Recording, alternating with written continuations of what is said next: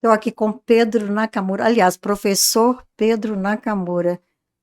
Melhor, professor Pedro Marques Nakamura, meu filho. Grande professor de matemática, tenho um orgulho muito grande. Aprendeu a dar aula aqui na minha barriga, porque frequentava todas as aulas lá no Objetivo, e se tornou professor de matemática como o pai dele. Mas você agora resolveu. Eu quero falar do casamento também, né? Que você casou, né, Pedrão? Me deu 2 netos lindos, eu quero um terceiro, o Miguel, se Deus quiser, vou ter o Miguel. E o Bernardo e a Mamá. E a sua esposa maravilhosa. Que se você fosse procurar alguém mais parecido comigo, é impossível, né? É, obrigado pelo convite, mãe, por estar aqui. Eu tô muito, muito, muito feliz por poder aproveitar essa oportunidade para a gente conversar sobre nossa jornada de educação, a nossa jornada que a gente vem aprendendo há muito tempo e principalmente num momento muito significativo e ímpar, né, da história, um período pós-pandemia, um período onde a gente ficou muito tempo isolado e as pessoas e muitos alunos acabaram perdendo a intenção ou o motivo pelo qual estuda, e a gente está tentando resgatar isso para a gente conseguir fazer um, um, um público melhor, um Brasil melhor, porque de fato não tem outro jeito de a gente mudar o Brasil senão pela educação, né? Com certeza, eu acredito nisso. Pedrão, conta uma coisa para mim. Você fez engenharia, né? Fez o UNB, não fez pré-vestibular, passou direto. Fez engenharia. Conta um pouquinho da sua história para até chegar o porquê que você se tornou um especialista em aprendizado. Tá. Eu nasci num berço de ouro, e aí, assim, não é porque eu tô falando com a senhora, mas de fato, o fato de você e do meu pai terem sido meus pais, eu nasci num berço onde respirava educação. Então, a E de gente, excelência, né, Pedrão? e a gente sabe e a gente sabe hoje mais do que nunca, que a pauta de valor, ela é muito importante para te dar diretrizes e te guiar pelos caminhos corretos. Eu conto para as pessoas que eu sempre fui uma pessoa super nerd, eu sou um aluno super nerd, então eu só não sentava na primeira carteira como era o aluno nerd de fato, eu sentava no fundo, mas eu era um aluno que sentava no fundo e mandava os meus colegas calarem a boca, por exemplo. Então os meus professores me amavam. Eu tirava boas notas, eu não tinha dificuldade de aprendizagem, não Você tive. tinha um problema de amizade porque você era nerd? Na, Os alunos te recebiam bem? Depois de um certo tempo, o que eu lembro é que acabei me tornando amigo de todo mundo da turma. Então, o problema de socialização eu nunca tive exatamente. Eu transitava bem por todos os grupos, e inclusive eu ainda tinha uma vantagem que eu sempre gostei muito de praticar esporte. E aí acabava que o povo que era um pouco mais descolado, que gostava muito de esporte, eu me aproximava deles por conta Do do esporte? esporte. O povo que era nerd, eu me aproximava porque era nerd, gostava de coisa de nerd. E acabava transitando bem, sabe? Porque eu fiz uma boa jornada na escola, acabei conseguindo passar em engenharia civil. Só que dentro da engenharia civil, eu conto para as pessoas o seguinte: no meu terceiro ano, eu estudava em torno de 6 horas todos os dias. E realmente eram todos os dias, era inclusive sábado e domingo. Eu saía da escola, chegava em casa, almoçava, tirava um cochilo rápido, e o que eu tirava um cochilo rápido, aí por volta de 12h30, 3 horas da tarde eu começava a estudar, eu ia até as 9 Você horas. estava em casa mesmo? Eu Não era na estudava, escola, eu não? estudava alguns dias na escola, outros dias em casa, muitas vezes em casa. Vocês devem estar achando estranho eu fazer essa pergunta para o Pedro. Gente, nós vivíamos lá dentro do Galois, não tinha tempo, não. Na verdade, eu digo que quem criou esses meninos para mim foi Deus, porque a gente realmente não tinha tempo. Era manhã, tarde, noite, né, Pedrão? Então, não me lembro se vocês ficavam em casa, ficavam na escola, porque a escola sempre teve restaurante, né? Sim. E aí, quando eu ficava em casa, eu estudava mesmo, assim, eu sentava para começar a estudar 3 horas, terminava às 9. Não existia celular na minha época, né? Então Não. era uma facilidade Geração Y, gigantesca. né? Uma facilidade tranquila, muito fácil, assim.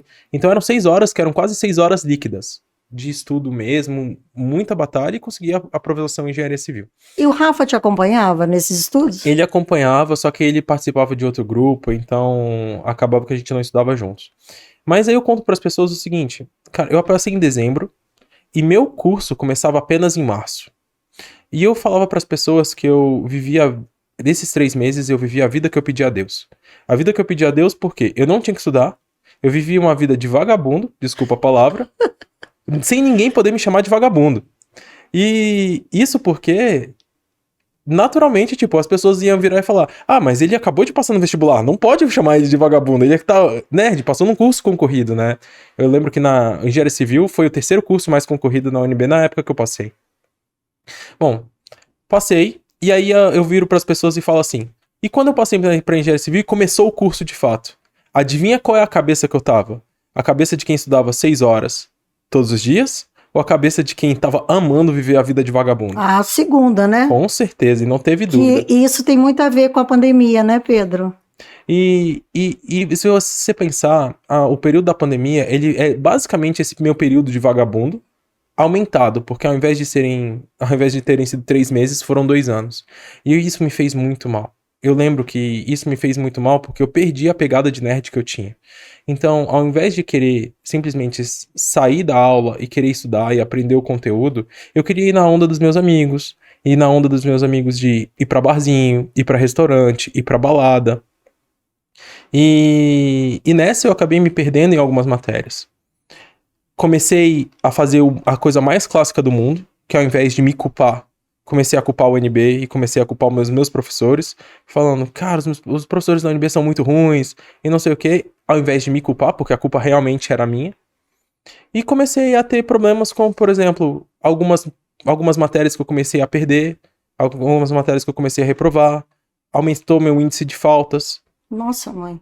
E aí eu comecei a colocar a culpa e eu virei e falei, cara, então não deve ser engenharia civil que Que eu quero. eu quero. Só que, na verdade, o problema nunca foi esse. O problema foi porque a engenharia civil tava meio que maculando a minha autoestima. E aí, nessa de estar maculando a minha autoestima, eu resolvi mudar. E ir pra onde eu me sentia muito confortável, que era onde? Na matemática. Poxa, meu pai, um professor super referência na cidade em matemática, que é o Toshio Nakamura. Eu tenho todo o respaldo da escola para seguir exatamente o mesmo caminho dele. E acabei fazendo isso. É um curso que tinha um grau de exigência mais fácil, tinha umas matérias que eram difíceis, mas comparado com a engenharia civil, era mais fácil, sim. E acabei conseguindo finalizar o meu curso de matemática. Arrependeu? Não me arrependo, e não me arrependo porque eu realmente faço o que eu faço, eu amo o que eu faço. Só que durante essa minha jornada de professor, eu acabei tentando primeiro conseguir ganhar um nível de excelência. E tentar um nível de excelência dentro da docência, como professor, um professor que acaba sendo respeitado. Só que depois do período da pandemia, onde a gente acabou ficando muito, muito, muito afastado, eu comecei a me questionar muito sobre o meu papel e o que era mais importante realmente. E percebendo que cada vez mais os alunos distantes, e percebendo que cada vez mais os alunos não tinham nenhuma intenção de todo querer mundo estudar. assistindo aula com a tela do computador desligada, né? Não, jogando videogame no meio, que tem vários registros sobre isso. Quando chegava a prova e a prova era online, todo mundo colando, pegava as respostas. Não existe um aplicativo na internet chamado Brainly. Nunca foi tão utilizado na vida, porque você manda a pergunta da prova e alguém responde pra você. Então, mais um jeito fácil de colar, sabe? Eu me lembro dessa época porque eu participei de um congresso Educa Week em São Paulo e a minha mesa redonda era com bandeirantes, com só as escolas top de São Paulo, e eles trouxeram exatamente essas queixas. E a queixa número 1 foi o computador com a tela fechada, né? Dava aula para aquela tela escura lá e os alunos totalmente desmotivados e dormia. Muitos criaram técnicas, desenvolveram técnica, botar foto para poder parecer que estava lá, mas estava longe, né? Foi um período muito sofrido. Foi muito. E aí, o que aconteceu? Depois que a pandemia começou a dar uma melhorada, a gente começou a conseguir voltar, eu consegui me juntar a um grupo de elite na escola que eu trabalho, lá no Galoá. E esse grupo de elite, eu comecei a virar e falar, cara, eu quero fazer uma proposta com vocês. Grupo de elite de aluno? De alunos. E eu quero fazer uma proposta pra vocês. Eu quero fazer uma coisa muito diferente do que a gente tá acostumado. Eu não quero ensinar matemática hoje. Eu quero ensinar pra vocês algumas das coisas que eu tô aprendendo. E que é aprender a aprender. Como que funciona o processo de aprendizagem em si? O processo de você conseguir transformar uma informação disponível em uma memória de longo prazo. E mostrei todo o ciclo da aprendizagem, mostrei como que funcionava, qual que eram os passos da memória. Todo empolgado. Super empolgado e assim, tipo, muito, muito, muito feliz. E eu falei, cara, eu vou mudar a vida desses meninos como mudei a minha vida. Eu saí de uma pessoa que eu tive problemas na UNB para uma pessoa que ama estudar e sou assim, fissurado em estudar. Todo o tempo que eu posso, eu estou estudando. Eu vou mudar a vida desses meninos também, mostrei pra eles como que funciona o ciclo da aprendizagem, pra eles olharem e falar, cara, agora vocês vão entender por que tem que fazer a aula dada estudada hoje, vocês vão entender por que precisa funcionar a revisão, por que a gente faz revisões espaçadas, porque não é só sobre vencer o ciclo da aprendizagem, mas também vencer o ciclo do esquecimento, e assim por diante. Mostrei pra eles tudo. E eles estavam envolvidos. E eles estavam envolvidos, eles acharam a aula maravilhosa, chegaram no final da aula e falaram muito obrigado, professor, achei incrível a aula. Aí foi na semana seguinte, porque a nossa reunião era semanal, e aí eu perguntei pra eles por curiosidade, e aí gente, quantos de vocês começaram a aplicar as coisas que eu tava ensinando? Eles ficaram sem graça. Sem graça. Totalmente sem Nenhum. graça. Ninguém, foi absolutamente ninguém que... Acharam bonito, mas... Não, todo mundo achando lindo, maravilhoso e falou, caraca, Naka, é muito legal isso que você tá ensinando. Mas quando foi colocar em prática, ninguém colocou em prática. E eu fiquei muito incomodado com isso. Mas foi tipo, profundamente. Eu tinha dado a aula da minha vida e ninguém tinha feito nada. Tá, e aí você pensou, vou desistir ou vou tentar de outro jeito? Não, e aí o primeiro pensamento que teve é o seguinte, cara, então não é só isso. Não é só falar. Não é só virar pra eles e falar, é assim que você aprende. E aí eu fui a começar atrás de informações, conteúdo, que hoje pautam as minhas teses e meus modelos de pesquisa. O que hoje eu estudo é mais do que a ciência da aprendizagem. A ciência da aprendizagem, ela tá sim, meio que vinculado com o que eu estudo. Quando você fala em ciência da aprendizado, agora eu vou começar a aprender, vai ser aula, né? Aí está envolvida a neurociência e a psicologia positiva? Então, o que eu estudo hoje é como você faz para que você encontre uma recompensação intrínseca dentro do processo educacional. Em palavras mais simples, como que eu faço para gostar de estudar? A recompensa, ou seja, a bala que você vai ganhar depois que você aprendeu. Porque eu, por exemplo, eu falo para a maioria dos alunos o seguinte, quando eu estava no meu terceiro ano, a minha recompensa era passar no vestibular. E eu estudava loucamente para passar no vestibular. Só que a partir do momento que eu passei no vestibular, eu perdi a razão pelo que eu estudava. E inclusive por isso, eu acabei me perdendo dentro da universidade. Isso significa que eu nunca realmente gostei de estudar, até aquele momento. Isso significa que o que eu fazia era motivado por um desejo.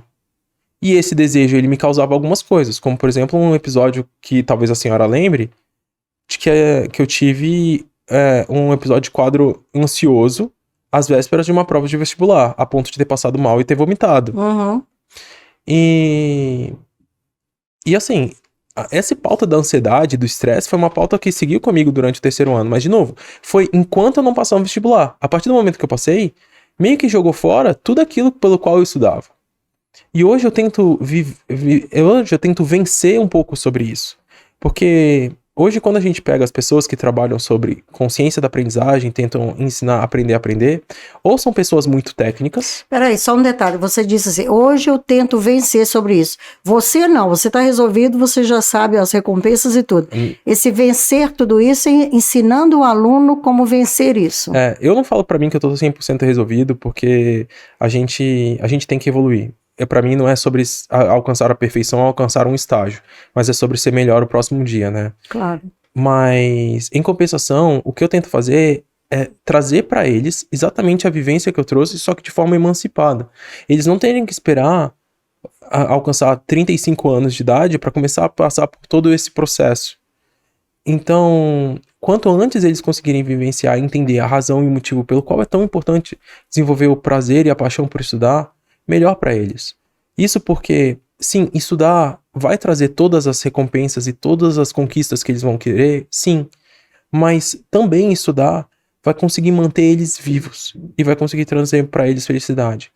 Então, por mais difícil que seja acreditar sobre isso, quando você estuda, a partir do momento que você começa a gostar de realmente estudar, você começa a se tornar mais feliz porque você está estudando.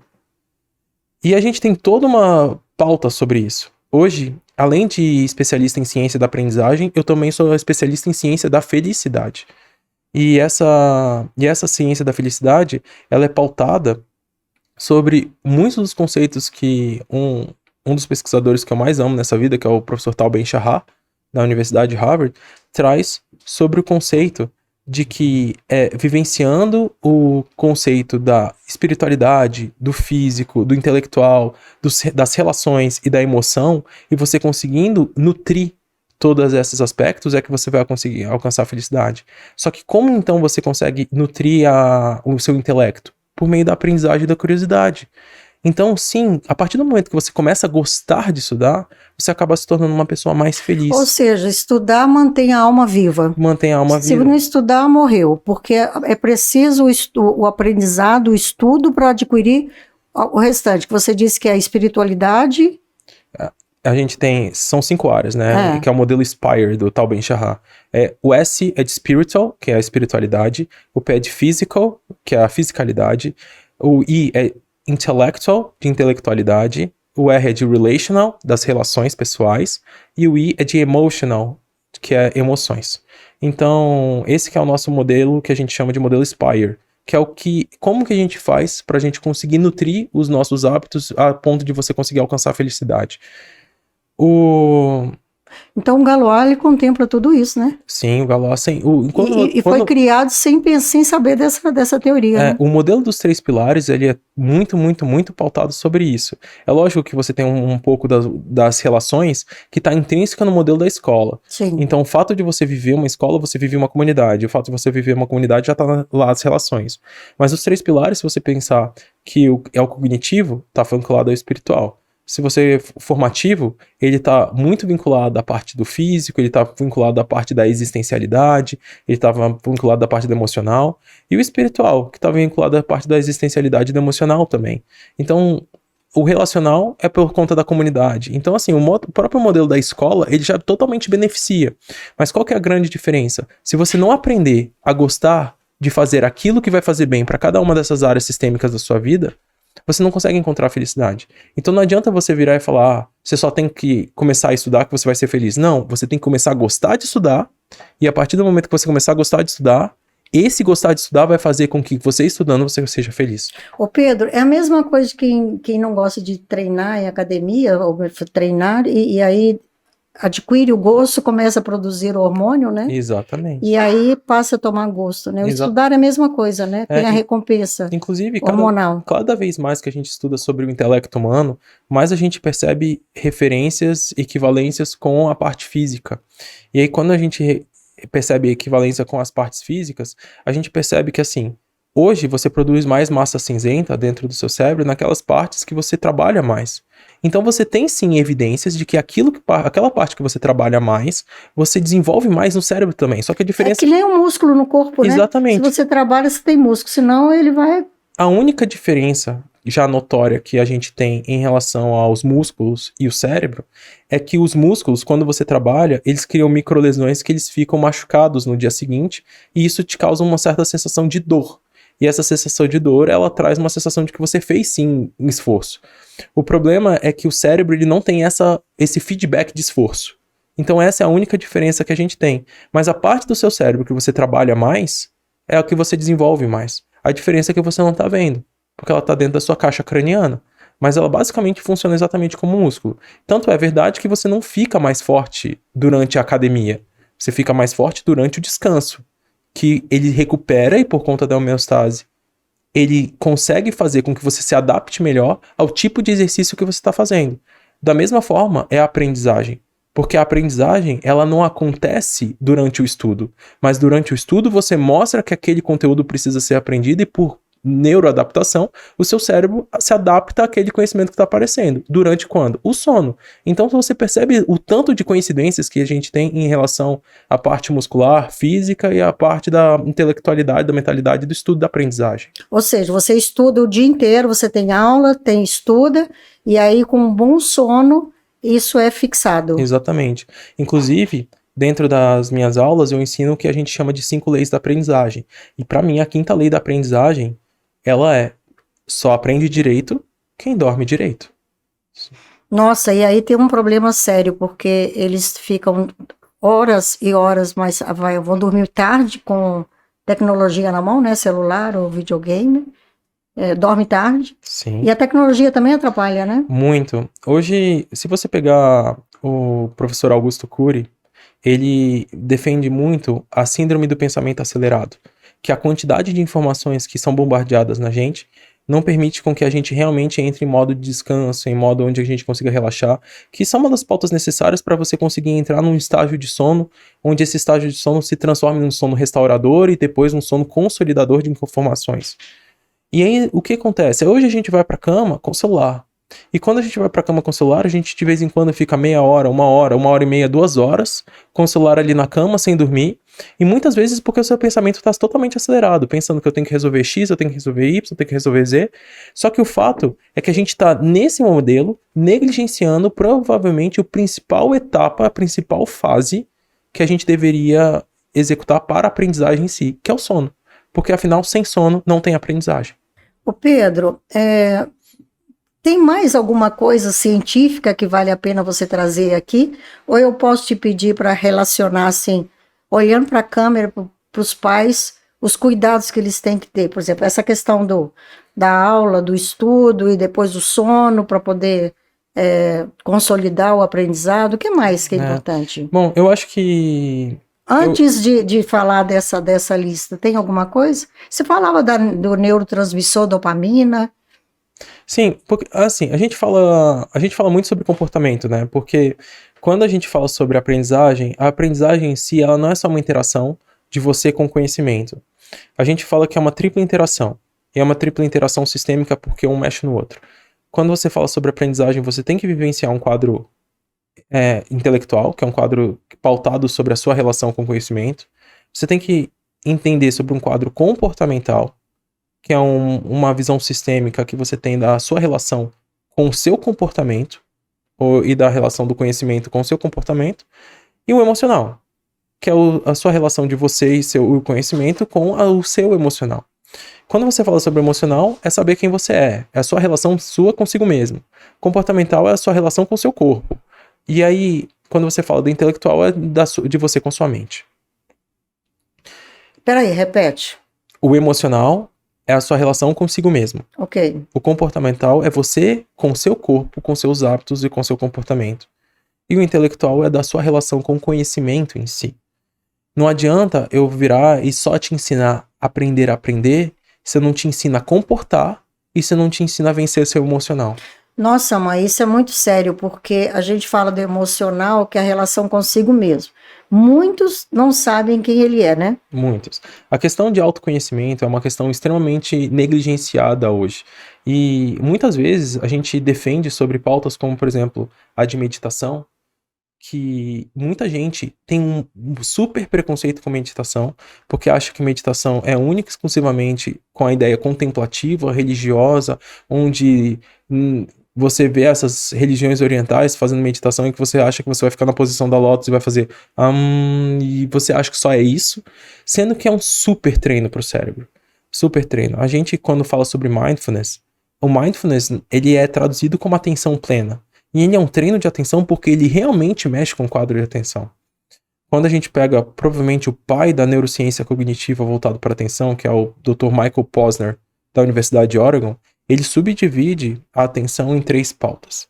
Ele subdivide em uma rede chamada rede de alerta, que é basicamente suas vias energéticas, para você ter certeza se você está dormindo, se você está se hidratando, se alimentando e praticando atividade física, porque isso pauta você ter energia para prestar atenção. A rede orientadora, que é para onde que você vai apontar, porque afinal, se eu virar para você e falar, presta atenção no seu indicador, você vai conseguir prestar atenção no seu indicador. Presta atenção na ponta do seu nariz, você consegue prestar atenção na ponta do nariz. Então, a rede orientadora a gente consegue mandar para onde a gente quiser. Mas tem uma terceira rede chamada rede executiva, que é onde te mantém a tua atenção. Que inclusive, a pauta do TDAH, ele é uma falha não da rede orientadora, mas da rede executiva. E por quê? Porque você não consegue mandar a atenção para onde você quer, mas você não consegue manter. E isso entra a pauta de valor. E hoje a tecnologia está fazendo isso. Então, está todo mundo com TDAH. E quando, na verdade, não é, né? Na verdade, é mais vinculado ao processo, à síndrome do pensamento acelerado, né? Porque a gente pensa em diversas coisas, em muitas coisas, e acaba a gente perdendo a atenção. Tá, você entrou em teoria aí, e eu não posso deixar você se perder, não, porque eu preciso de alguns pontos importantes. Eu falei do emocional, porque está vinculado ao ser, né? O segundo é o comportamental, que está vinculado ao corpo. Isso. E hoje é um sofrimento muito grande, principalmente com os jovens, com a questão do corpo, né? É por aí? Então, quando a gente fala sobre a pauta comportamental, ela tá muito mais voltada aos que são seus hábitos e quais são as suas posturas. E aí, isso porque você sabe que dentro da sala de aula, ou dentro do processo de estudo, você tem alunos e alunos, você tem estudantes e estudantes. Você tem aluno que assiste a aula com a cabeça encostada na parede, escorada na parede. Você tem aluno que não tá nem aí pro professor e comete atrocidades, como por exemplo, deitar na carteira na frente dele. E você tem alunos que estão querendo sentar na primeira carteira com uma postura maravilhosa e tentando absorver todo o conhecimento possível do professor. Então você tem umas discrepâncias muito grandes em relação a essa. Quando a gente fala sobre pauta comportamental, é a gente conseguir corrigir esse tipo de coisas.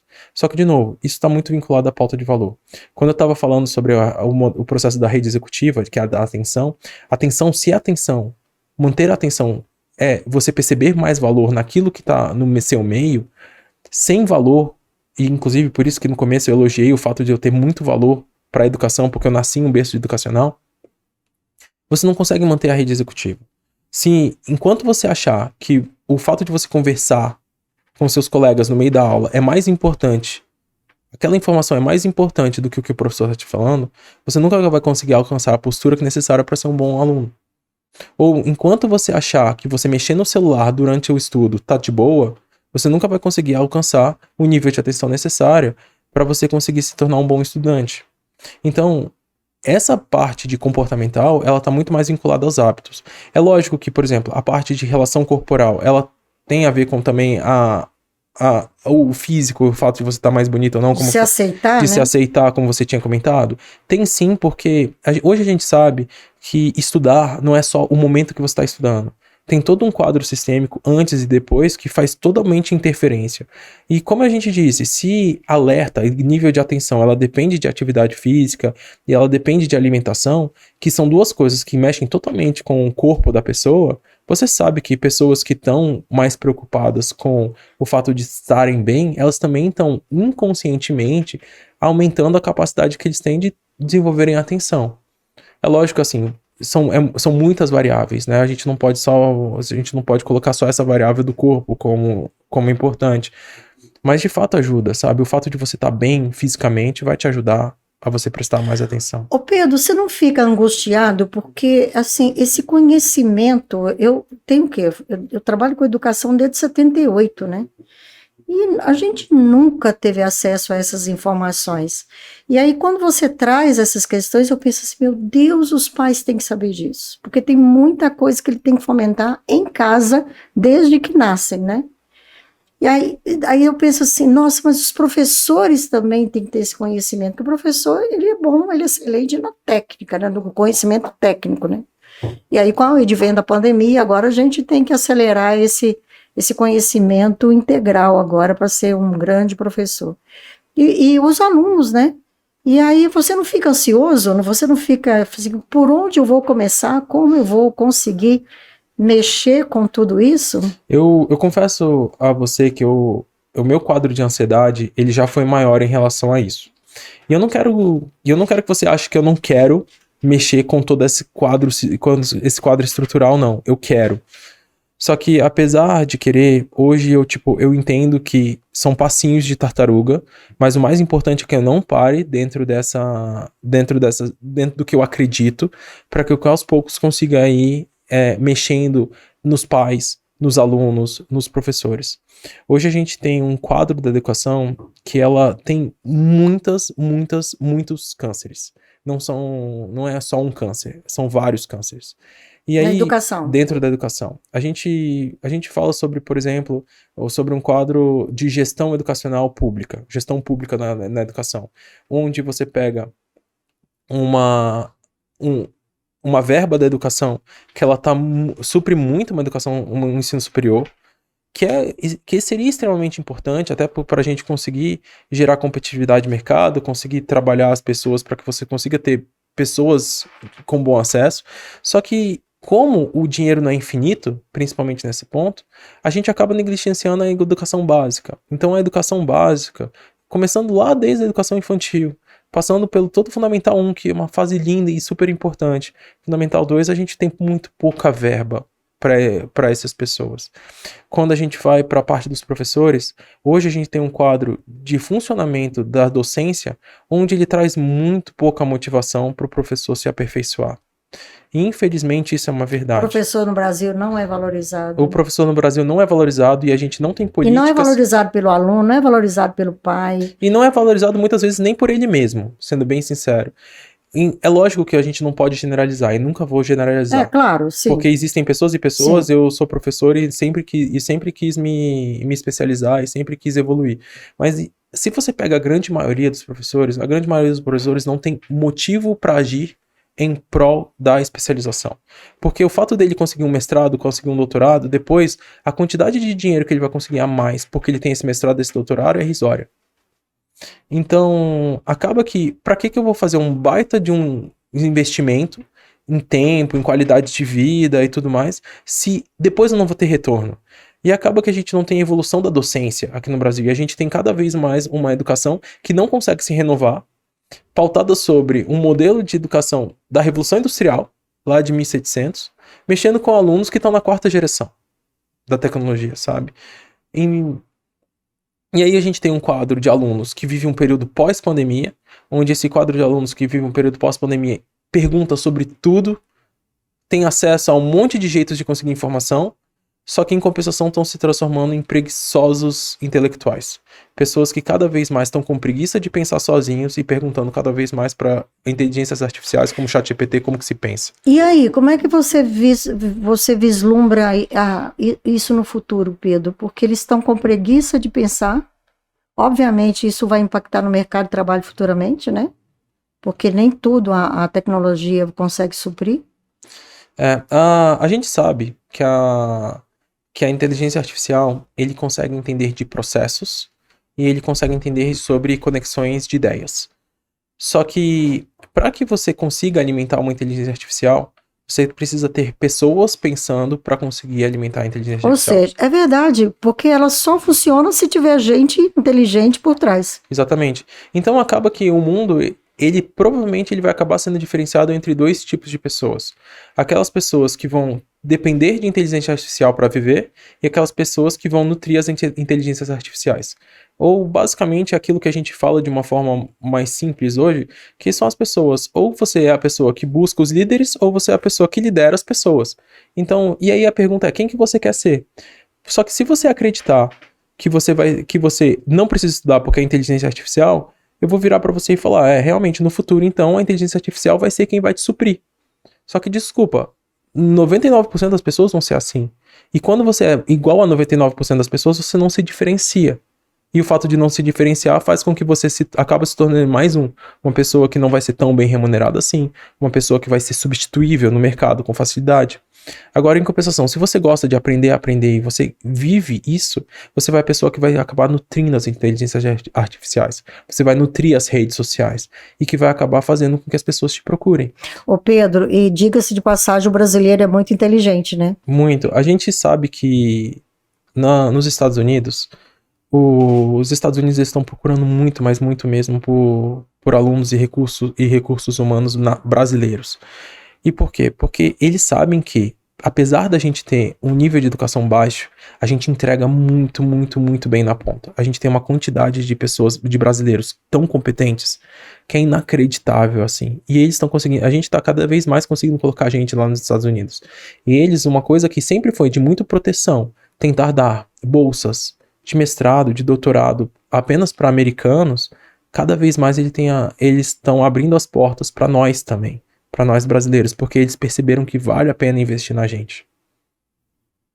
Interessante. Nosso tempo está acabando e eu gostaria que você relacionasse os pontos principais que os pais precisam ter para com os filhos, isso em todas as fases, não começando lá pelos pequenininhos, né, como é a mamãe e o Bernardo, mas também com os grandes. Você falou muito de valores, né, muito de valores. Além disso, são tantas coisas que você falou aí, Pedrão, que eu não consigo lembrar, não. É bonito, né, o tema é interessante, daria para estar conversando aqui 2 horas. Pena que eu não consigo falar com você. Infelizmente, a gente não tem tempo para isso. Não. Mas, bom, eu vou fazer resumo de algumas coisas que eu acho muito importante. A primeira coisa que eu acho muito importante são algumas diretrizes que a gente tem que entender sobre aprendizagem. E eu batizo esse grupo de diretrizes como as 5 leis da aprendizagem. E essas 5 leis da aprendizagem é para basicamente você se nortear o que você precisa fazer para que você tenha uma aprendizagem mais efetiva. E ela está totalmente direcionada com 2 ciclos, que é o ciclo da aprendizagem e o ciclo do esquecimento. E aí a primeira regra, ela é a regra do aula dada, aula estudada hoje. Se o professor Pierre estivesse aqui, ele provavelmente estava comemorando eu estar falando isso para as pessoas. Mas de fato, a gente sabe que quando se trata sobre memórias de curto prazo, a gente sabe que pode durar segundos, a gente sabe que pode durar minutos, mas nunca dias. Porque no máximo no sono a gente tá apagando. E se no máximo no sono a gente tá apagando, significa que pra gente não apagar aquela memória pro dia seguinte, a gente tem que mandar uma mensagem de que aquela mensagem é útil e a gente faz isso estudando. Então, aula dada, aula estudada hoje, se você não sabe o conteúdo e acabou de aprender, revisa isso, traz isso de dentro pra fora com esforço cognitivo e consegue fazer isso aprender. E tá cheio de aluno que deixa para estudar de véspera na prova, né? Exatamente. A segunda lei da aprendizagem, ela fala assim: é melhor estudar pouco todos os dias do que estudar muito poucos dias. Infelizmente, a gente tem um grupo muito grande de alunos que estuda de véspera. E quando estuda de véspera, estuda muito, só que poucos dias. E depois tira um grande descanso. Só que se você parar para pensar, o descanso acontece, a aprendizagem acontece durante o sono. E não durante o estudo. Então, se acontece durante o sono, quanto mais idas pra cama, dormindo direito, que você tiver mandando mensagem de que aquela informação é importante, mais aquelas informações elas vão ser sedimentadas e consolidadas dentro do seu substrato intelectual. A gente fala como terceira lei da aprendizagem que concentrar, evocar e testar são os 3 componentes de um belo ciclo de estudos. O ciclo de estudos é uma coisa que ela é muito promovida dentro da educação de como aprender a aprender, mas pouca gente ensina o que precisa ter num ciclo de estudos. E muita gente fala de Pomodoro, mas muito pouca gente ensina como que você tem que exercer dentro de um Pomodoro. E o Pomodoro, você precisa, para fazer um Pomodoro, um ciclo de estudo bem feito, você precisa dessas 3 etapas. Você precisa aprender, concentrar, evocar e testar. Isso significa que você tem que prestar atenção naquele seu estudo, concentrado. Você tem que evocar, que significa fazer esforço cognitivo de dentro para fora, para lembrar daquilo que você tá tentando entender, tentando A melhor aprender. forma é resumo, né? A melhor forma é questões. Resolver questões? Resolver questões. Resumo, ele também pode ser um processo muito, muito, muito forte, mas resolver questões, porque você consegue fazer as 2 coisas ao mesmo tempo. Você consegue testar e evocar. E resolver questões por quê? Porque quando você evoca, você torna a memória lábil, você torna a memória moldável. Só que se você evocar errado, você depois fixa ela de novo errado. Então quando você testa, você corrige, e você corrige exatamente para que você consiga remodelar da maneira certa. E por isso vem a 4ª lei da aprendizagem. E a 4ª lei da aprendizagem é: se você errar, tem que corrigir. Se errar, tem que corrigir. Ou seja, toda vez que você está estudando e vai testar uma questão, depois que se você errou, você tem que descobrir o porquê errou. E isso é uma das maiores preguiças que a gente vê que nossos alunos têm. E aí a 5ª lei da aprendizagem. A redação lá no colégio tem isso, né? Tem isso. O aluno entrega a redação, se não ficou boa, ele tem que refazer, né? Exatamente. E a 5ª lei da aprendizagem é: se você não dormir direito, você não aprende direito. Ou seja, só aprende direito quem dorme direito. Então essas são as 5 leis que, se você souber, você consegue direcionar para que você tenha estudos de qualidade, você consiga entender de fato, você consiga aprender de fato, mesmo que você não entenda exatamente como funciona o ciclo da aprendizagem, essas diretrizes elas resolvem. Mas aí você pergunta: poxa, pode dar ideias de o que a gente pode fazer para que os nossos filhos estudem mais e estudem melhor?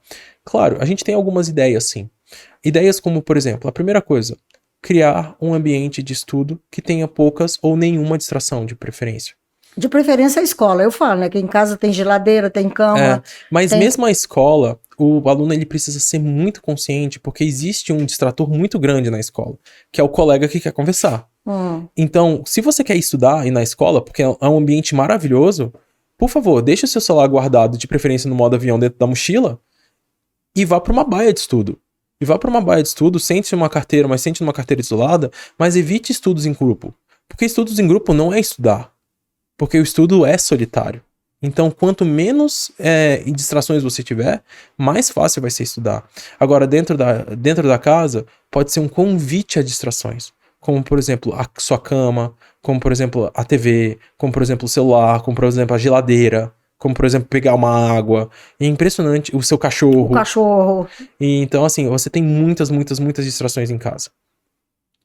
A segunda coisa que você pode fazer, por exemplo, para auxiliar o seu filho, é ajudar no processo de evocação. Porque se você sabe que o aluno que é passivo, porque a aprendizagem não é uma prática para espectadores, a aprendizagem é uma prática para pessoas ativas. Então, se você tiver momentos onde você possa promover a evocação do conteúdo do seu filho, e eu falo porque tem um momento maravilhoso, que é dentro do carro. Quando você está levando seu filho para a escola, você tentar promover essa coisa de, filho, o que você teve na aula? Mas não só parar por aí. Começa a tentar conversar com ele sobre isso. Então me fala o que teve na aula, o que o professor te falou sobre isso. Quando você começa a fazer esse tipo de coisa, o filho vai naturalmente ter que fazer um esforço cognitivo e ele vai naturalmente estar evocando. Mas isso funciona do Fundamental 2 para baixo, né, Pedro? Porque ensino médio não tem essa paciência com o pai, não. Não, aí que tá. O ensino médio talvez seria um dos momentos mais importantes. E se tiver uma conscientização entre aluno e família, e principalmente porque é um trabalho conjunto, né? A gente tá vivendo o ideal, né? Então, a minha mensagem é pros pais, mas a mensagem também é pros filhos. Porque se eles soubessem o tanto que esse momento onde você tá falando com o pai sobre um assunto tá te facilitando no processo de aprendizagem, ele faria isso todos os dias. Nossa, volta a comunicação entre os pais. Facilita o aprendizado, a memorização, né? Restabelece como que eu diria, convivência, né, saudável. Sim. E ainda ensina os pais, né? Porque quanta coisa eu não aprendi com você, né, Pedrão? A gente tem muita coisa que a gente pode fazer na relação entre pais e filhos para que os pais consigam ajudar os filhos a facilitar todo esse processo de aprendizagem, né? Tem uma terceira coisa que eu amo, né? Que você tem que cuidar do sono do seu filho. E quando fala cuidar do sono do seu filho, é garantir que seu filho tá dormindo bem. Se você sabe que seu filho tá perdendo muito tempo com, por exemplo, celular na cama, a gente faz um pacto na casa, um pacto de tipo, gente, celular é na sala, e a gente vai deixar o celular na sala, e quando for pro quarto a gente não vai levar o celular. Isso pelo menos até a gente conseguir gerar uma consciência e desintoxicar nesse processo de você tá mexendo no celular na cama. É lógico que você tem que avaliar, existem pessoas que não sofrem desse mal, mas se estiver sofrendo, eu acho que isso é uma coisa interessante. O que você ia falar?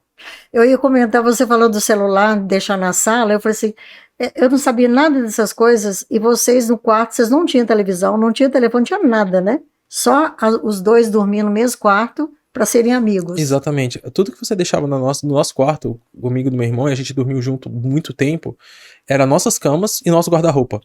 Só. Era tudo que tinha. E acabava que quando a gente ia pra cama, a gente não ficava no celular, a gente só conversava porque era o que a gente tinha pra fazer. Só que inconscientemente, ou conscientemente, não sei, isso acabou nos trazendo uma relação muito forte que a gente tem até hoje. É que eu não lembro, Pedro, eu não me lembro de vocês dois brigando.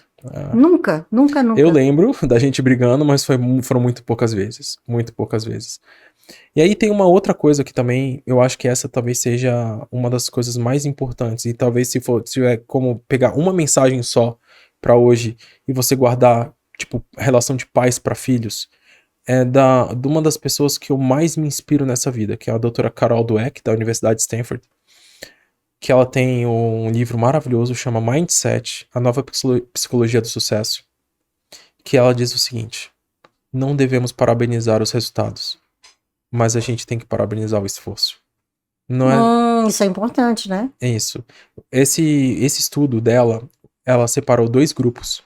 Em um dos grupos, eles davam parabéns para o grupo pela inteligência, e outros eles davam parabéns pelo esforço. Com o tempo, aqueles que recebiam parabéns e bonificações por conta da inteligência começaram a fugir de desafios. E porque os desafios eles começavam a se tornar afrontes para que, tipo, cara, se eu pegar uma coisa que seja muito difícil, talvez eu não dê conta, e se eu não der conta, eu não vou receber esse parabéns. E se não fazendo isso, o que acabou acontecendo com o índice acadêmico deles? Foi despencando. Em compensação, aqueles que foram sendo parabenizados pelo seu esforço, parabéns, foi o seu esforço que te trouxe aqui. Cara, eu tô muito feliz pelo nível de engajamento que você teve. Cara, eu nunca te vi estudando muito, é isso aí, cara, é estudar muito que faz a Então diferença. tem uma dica boa que eu nunca tinha pensado. Os pais, em vez de ficar olhando só a nota do filho, comparar com o boletim anterior e verificar o quanto ele cresceu, né? É lógico que essa parte você está comparando resultados. E eu sei que resultado deveria ser uma consequência do seu esforço. Mas é um começo, né? Mas é um começo, é um jeito interessante de você pensar. Mas o ideal é sempre parabenizar o esforço, porque aqueles que são parabenizados pelo esforço, eles encontram motivação para fazer coisas mais difíceis. E quanto mais difícil, quanto mais esforço cognitivo você faz, mais você evolui. Então aqueles que eram parabenizados pelo esforço, cada vez mais estavam evoluindo. Parece uma coisa super piegas, mas com certeza não tem nada mais poderoso do que isso. Obrigada, Pedrão. Eu continuaria a tarde toda com você, mas temos que encerrar por aqui. Parabéns, meu filho. Que Deus te abençoe. Obrigada, senhora, pelo convite. É muito, muito, muito bom estar aqui. Nossa, eu estava doida para poder te ouvir, porque eu conto assim momentos. A gente não tem tempo quando você vai lá em casa, tá com as crianças, né? Ou quando na escola tá cercado de aluno, ou tem atividade para fazer. Mas muito obrigada. Obrigada. Parabéns, meu filho. Estou muito orgulhosa de você. Obrigado, mãe. Beijo. Beijo.